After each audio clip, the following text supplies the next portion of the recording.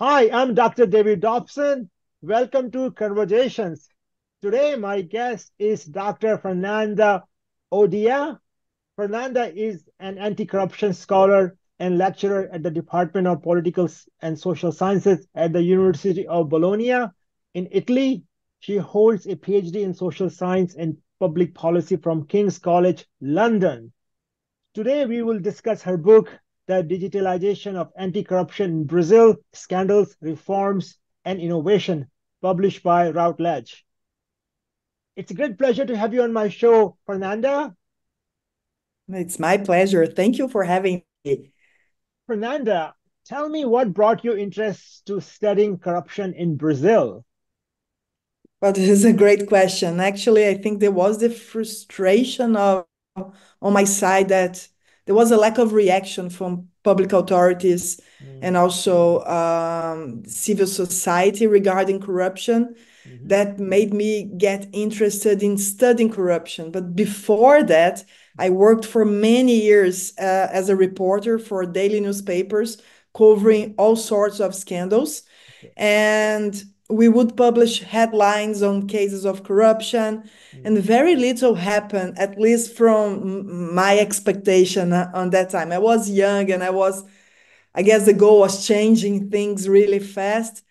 So I first decided to do a master and then a PhD to better mhm, understand what corruption is and how okay. to fight it. Mm, And I got interested in the academic environment, mm. and I became a professor. So, well, a lecturer to be very fair. Yeah, So let's say that Brazil is a country where there is demand for anti-corruption yeah, because the country has been seeing a series of scandals for yeah, years, yeah, more openly discussed since democracy was restored yeah, after the military dictatorship in the 80s. yeah. But even during the military regime, the country wasn't immune to corruption. Mm, But also, I guess, over the years, the country improved a lot. So mhm, my interest comes from this feeling of asking what has been done and what mm. can be done to reduce corruption. Okay, wonderful. Now you wrote your first book, The Digitalization of Anti-Corruption in Brazil. Tell me why you wrote this book. Well, to be very fair, this is my first academic book, but not Okay. my first book. Oh, okay. I author a nonfiction book on the Okay. arrest of the only convicted figure in Brazil Okay. for the Mensalão scandal who Mm, managed to escape mm. before the sentence to prison. So Okay. this guy, he was the director of the Bank of Brazil. He was Mm, convicted for okay. corruption. Mm, And Mensalão is a scandal that Mensalão translates loosely as monthly payments, mm. although these were not strictly monthly payments, Yeah. but it involved illicit payments to secure Mm, coalition support okay. during President Lula's first term Okay. from 2003 to 2005. The scandal broke in 2005. And this book recounted how the former director of Bank of Brazil Uh-huh. pretend to be his brother. He deceased his brother's identity to flee Mm, the country and establish a life here in Italy. okay. And his brother died in 1978, so he Mm, was using fake documents actually. mm, But since I wrote this book, yeah. I've been on the lookout for another compelling story to tell. Okay. And in 2020, I joined this research project here in Bologna, Okay. led by Professor Alice Mattoni from the Mm, Department of Political and Social Science. yeah. And she leads this initiative, is a research project called the BIT Act, that Hmm. stands for Bottom-up Initiatives and Anti-Corruption Technologies. Okay. And to be fair and honest, the idea to Yeah. write this book Yeah. came from her, from Professor Alicia Mattoni. Yeah. She, before me, saw the potential to write a book on the Mm, Brazilian case based mm, on the data I collected. And I must mm. say, she was absolutely right.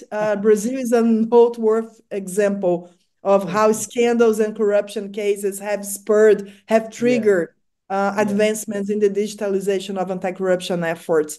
So Yeah. the idea came from my boss, to Yeah. be very honest. But I'm Yeah, very happy that she had this yeah, idea and I pushed forward to that yeah, because I yeah. like the book very much. Your book is based on digitalization. So my understanding is more about new technology, social media. Like, so why were you focusing on this technology part? Well, I think when I started collecting the data, and the Yeah. project was about anti-corruption technologies, Okay. I Okay. realized that Brazil Hmm. was leading both from bottom up and top down, so or Hmm. governmental technologies and non-governmental technologies. A Okay. lot has been developed in the country. Okay. And then from the data, I realized that it's been a process in which the country has been improving not only the technology per se, Okay. but it's setting the ground for Hmm. digitalizing it. Okay. So offering open public data Okay. in digital formats, creating rules and norms that make things digital. Hmm. Most of the things as a response to corruption scandal. Just to give you Okay. an example, Yeah. Brazil has since the early 90s electronic ballots for elections Oh, wow. because of Hmm. fraud in electoral fraud. So Hmm. basically, to curb electoral fraud, they Hmm. introduced machines where we vote. We don't Hmm. vote in papers for a long time now. Wow. And Brazil is huge. Yeah. Imagine in every single town Yeah. from north to south Yeah. has a ballot or Yeah. ballots in the plural that you vote electronically. Yeah. So I guess the digitalization came from when I saw the data I had, and Hmm. I realized that Brazil is developing tools, but Hmm. also digitalizing data and Hmm. procedures that helps you create these new tools. Nice. Your book is based on your research. Can you share a little bit about your research and how you gather the material for your book? Sure. So, as I said, this is part of a bigger project Mm, where we look at different countries. And mm, I was responsible for research in Brazil and Uruguay in the okay. project. But there are Mm, other countries, there is the transnational aspect. okay. And because it's a collective research project, we Mm, use the same technique to collect data. It's basically qualitative research. mm-hmm. So those who are expecting fancy graphs, quantitative analysis, regressions, there is none. But there is a lot of research and analysis on documents. So Yeah. I conducted a total of 77 interviews in Brazil Oh, between March 2020 and April 2023 wow. with six different types of interviewees and Mm, also with experts. And I had a lot of informal conversations mm, as well. So basically, I interviewed what I called grassroots initiators, mm-hmm. basically tech savvy people Mm, who mm. developed Yeah. tools, Yeah. state actors who Yeah. also created tools or facilitated the Yeah. creation of Yeah. tools, designers and developers, IT designers and Yeah. developers, Yeah. collaborators or volunteers, people who Mm, helped in any mm. way or form Okay. these initiatives, Mm, journalists who were okay. using the tools. Mm, And also, I tried to reach users, but this was a bit more difficult. mm. So I interviewed a lot of followers on social media of specific initiatives to Okay. understand the side of Mm, those who are mm. using the tools as well Yeah. when they are not created for Yeah. activists or civil Yeah. servants, for Yeah. example. Yeah. And we used a methodology that is not, it's becoming more common, but it was Okay. very new for me when I started. That is Okay. grounded theory. Yeah. And Mm, it has a less positivistic approach. And what I mean by that we go to the field to collect mm. data with open mind and soul, open Yeah. heart. Yeah. We do not have any hypothesis to test. Yeah. And basically, what we did was we mapped as many initiatives as we could, mainly those Yeah. using technology to fight corruption. Yeah. Then we selected a field to collect the first round of data. Mm-hmm. We did a preliminary analysis Mm-hmm. that guided us to collected more data or Okay. to Yeah. complement, to Yeah. cover gaps. And Yeah. also dispersed analysis helped us to select new Yeah. initiatives, new cases. Yeah. So this Yeah. back and forth to the field, Yeah. in my opinion, proved to be very useful Yeah. Yeah. because I had the opportunity to go in depth depending on what Mm. emerged when I Mm. was selecting the tools. Yeah. And that's why at a certain point, I decided to include governmental initiatives. Okay. The project didn't include them, Mm. but Brazil is a case in which civil servants are developing a kind of an in-house innovation in the Mm. sense that they are not outsourcing tools Mm. Okay. as much as we think people do. So Yeah. they are creating their own solutions. So Yeah. that's why I included them in the book as well. Wonderful. Yeah. When you say 77 interviews, there obviously it's a very large pool of participants in your for your study. So I was just wondering, now you have this humongous amount of data, like how do you really go about dissecting and putting together into a nice report? Oh, it was a tough task. Months and months of coding, Yeah. reading and rereading the interviews, Yeah. checking and cross-checking data, developing new categories that emerged from the Yeah. data. But I guess the good thing was I was open to what the data was telling me. Hmm. And this Hmm. helped Yeah. because I wasn't looking for specific things in the answers. I Nice. was letting the data tell by itself, I would say. Yeah. But it was, we used this software called MaxQDA to help Okay. the analysis. Hmm. But yeah, of course, transcribing all Yeah. those interviews. I had an assistant, what helped. Nice. We shared the burden to transcribe everything. Yeah. But you're right, it's a massive amount of data, and I'm pretty sure that there are more to come Yeah. from this data. Yeah. I Yeah. publish other papers, Yeah. but yeah, it's a never-ending process, right? Every time I reread an Yeah. interview, I have new ideas. Yeah. Honestly, this is the second PhD. I would say so. You know, you're so right on that because I was thinking the other day, it's a four-year project. Yeah. Um, and the amount of data I collected and the things I learned, it is a second PhD for Yeah. sure, without the title though. Yeah. So what did you learn from your research? Oh, a lot.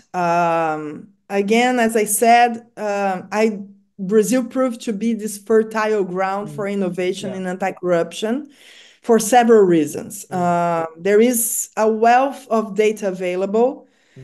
Brazil has open access to information and Okay. digitalized, as I said, in Mm. response to corruption scandals. Mm.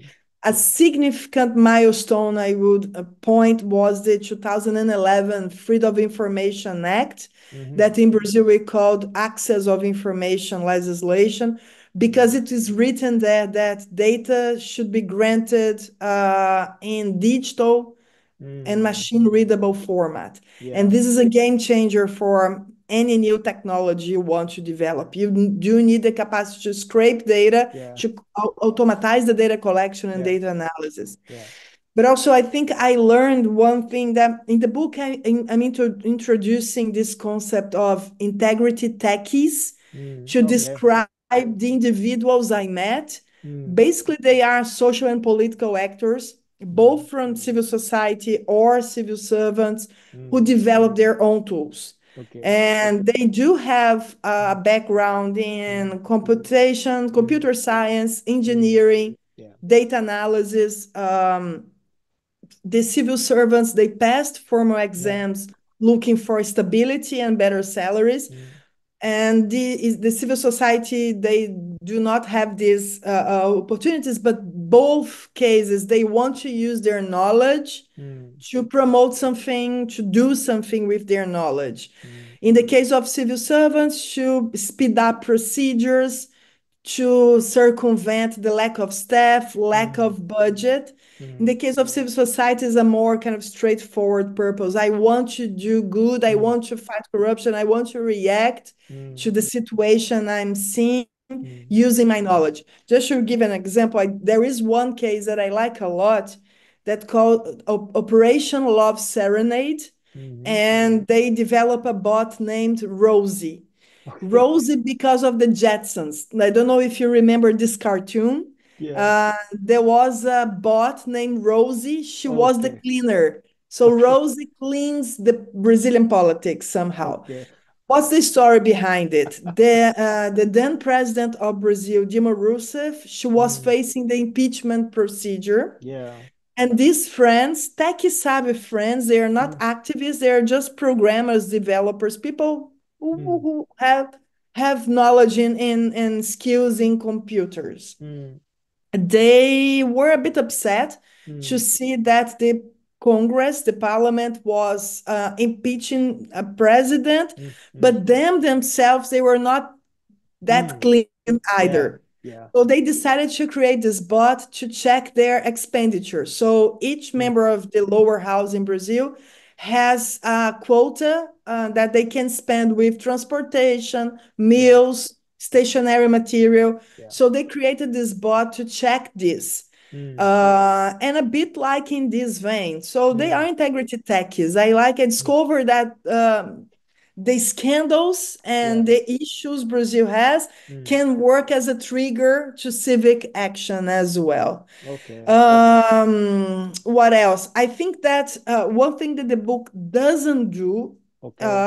is assess the impact of these tools. I don't measure the Okay. impact. Okay. But it became Yeah. quite clear, and I Mm, learned that we need better metrics to mm, evaluate the outcomes of these mm, technologies. yeah. Um, the initiatives they use, number of Yeah. users, Mm, access, but it's very hard to know if there is more or less corruption after the introduction of these tools.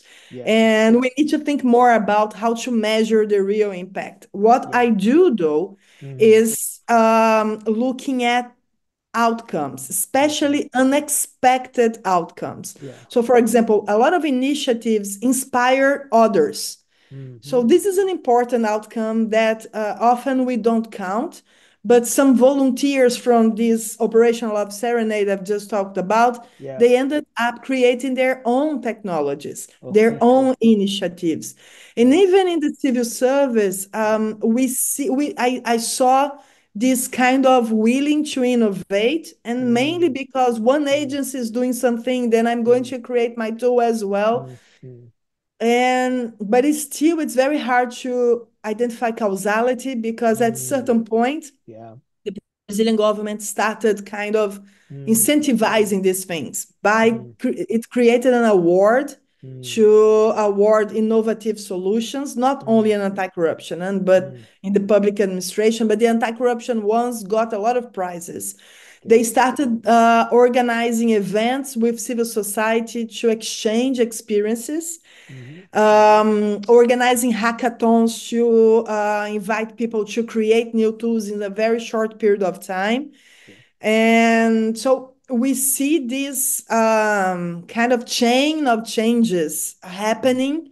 And I think this is an important thing to pay attention. yeah. And also, one thing that it became clear to me is that many civil society initiatives create new tools to get funding Yeah. because according to them it's Yeah. much easier Yeah. to create a new thing than get money to sustain an existing Yeah. tool, Yeah. update it or improve it. So Mm, this is a critical thing mm, because we see things emerging and dying really yeah. fast, Yeah. and sustainability is an issue that I think is another thing I learned. These Mm, tools, they don't survive for a long time. yeah. Yeah. Yeah. Yeah. Thank you for sharing your work. So, what are some key takeaway from your book for, say, for policymakers and anti-corruption agencies?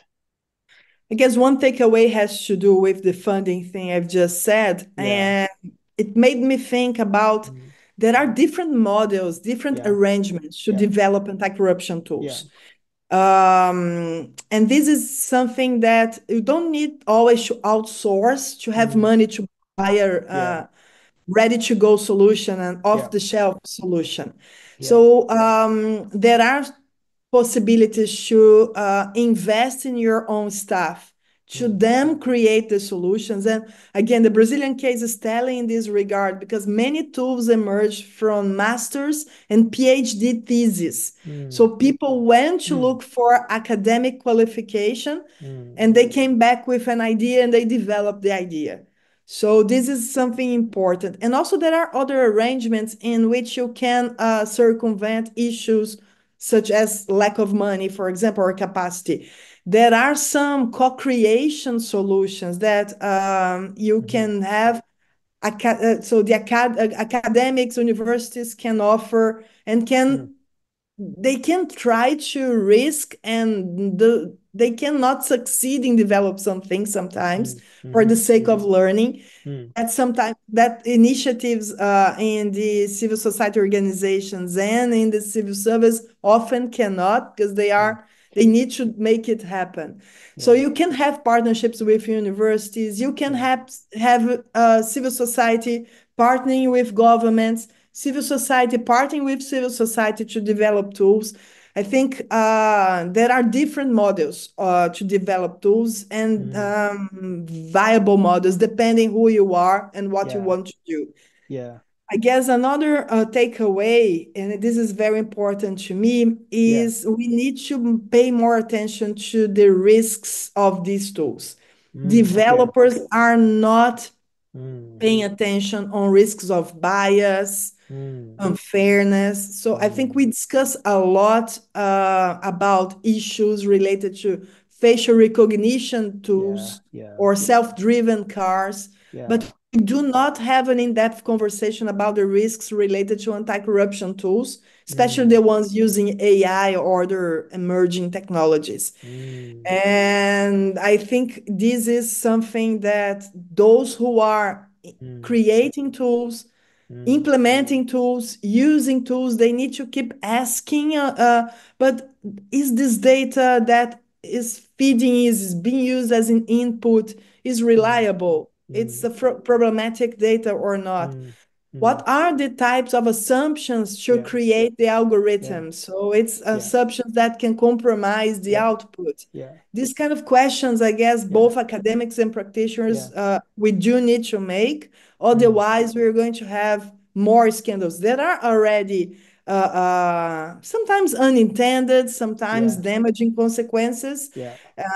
Here and there, we read news about AI tools that Yeah. um, framed certain types of people Yeah. because of the use Mm. of data before. Mm. And this is something important. Otherwise, you're Mm. going to kind of make the same mistakes that we are trying to fix, right? Yeah. Yeah. Yeah. Mm. In your book, you also mentioned that your research framework can be applied to other countries. Can you give some perspective, like how other countries can adopt your framework? Yeah, and of course, it's based in Brazil, and I Okay. analyze Brazilian tools. Yeah. But I guess the one important thing is we Yeah. don't, in the book, I don't see anti-corruption technologies as just the device Mm. or the software or the hardware. It's not Mm. just the technical part. So Mm. I see it in a more kind of Mm. holistic way, if you want to name it like that, in Okay. which I look at is the social, the political, and the symbolic elements of it. What do Okay. I mean about that? So Mm. basically, the symbolic is the expectations, the Mm. imaginaries that these tools have in both those who are developing them and using Mm. them. Yeah. Social, you have human beings creating these tools, Yeah. and they have their own bias, they have their own feelings, they have Yeah. their own thoughts. Yeah. The same is valid for the users. Yeah. And the political element comes with the legislation in place. Mm. And what became clear to me is that we do have a lot of tools that are, in terms of scope, very restricted because they were developed by a specific agency for a specific purpose. Uh-huh. And it depends on the agency's responsibilities, and this is also Yeah. defined by law, right? Yeah. But I think this is something that people can apply elsewhere. Mm-hmm. So, which are the technical, the material Mm. elements, the Yeah. social, the symbolic, and the Yeah. political elements Yeah. behind anti-corruption technologies? Yeah. I guess also, I hope I inspire people to Yeah. do assessments of the tools in place in their own countries. Yeah. And I bring some elements that can be replicated, things to look at Mm. in terms of data inputs, data processing, outputs. And I guess more important, who is behind these tools? We need to Yeah. know who are Yeah. the people creating them because Yeah. often we don't know. Yeah. Actually, it's very hard to discover information about the tools themselves Yeah. because documentation is not that. I understand that we are fighting corruption Yeah. and we don't want to open the codes because those engaging in corruption then can be prepared. Um, Yeah. but we do, it's very hard. We have not even general information, overall information about what is being used and Mm. how and why, Yeah. basically. Yeah. And I Yeah. think this can be done elsewhere. And then we Yeah. have terms of comparison. Another Mm. thing that I did that I think it helps elsewhere, not the content of the analysis, but the way I analyze that, have a more kind of long-term, longitudinal approach Okay. to scandals and Mm. responses to scandals to Mm. understand how it links to the digitalization of corruption. Mm.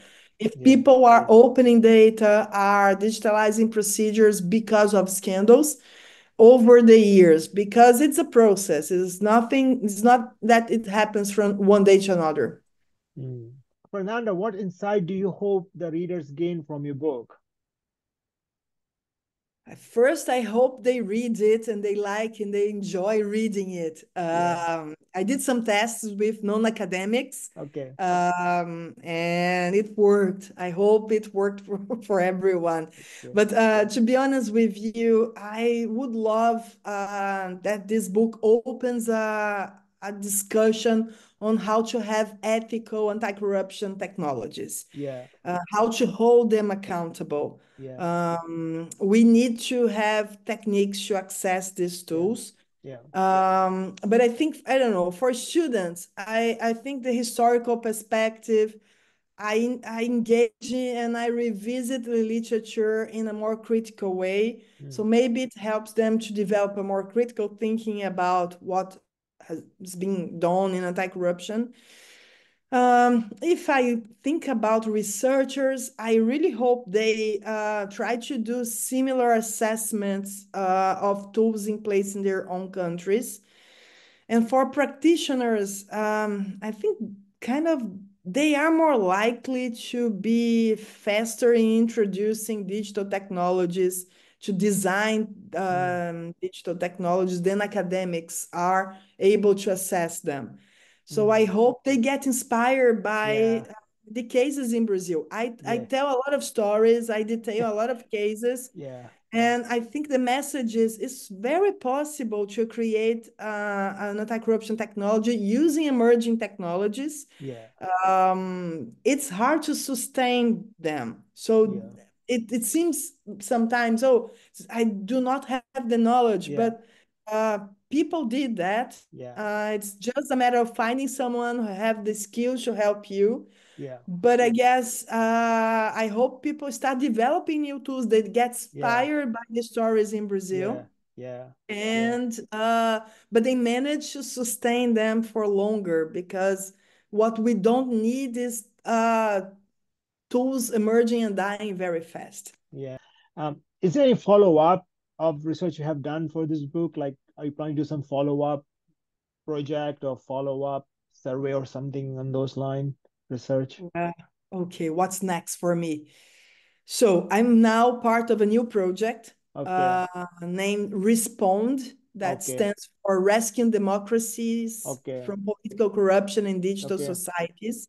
It's a project funded by the European Union. Okay. And it's a long one, a 5-year one. So I'm pretty Okay. sure there will be a lot of things to explore there. But Yeah. one of the tasks I'm direct involved in is creating an online atlas, a repository of anti-corruption technologies in Europe. And I think this addressed an issue I found when I was writing and collecting data for this book and writing the book, that is finding reliable information about the tools in place. So I hope this is going to be an empirical, a database of empirical material documentation that can help Mm. everyone Mm. everyone who wants to research corruption Mm. or wants to engage in Mm. anti-corruption initiatives, Mm. wants to Mm. create their own Mm. tools.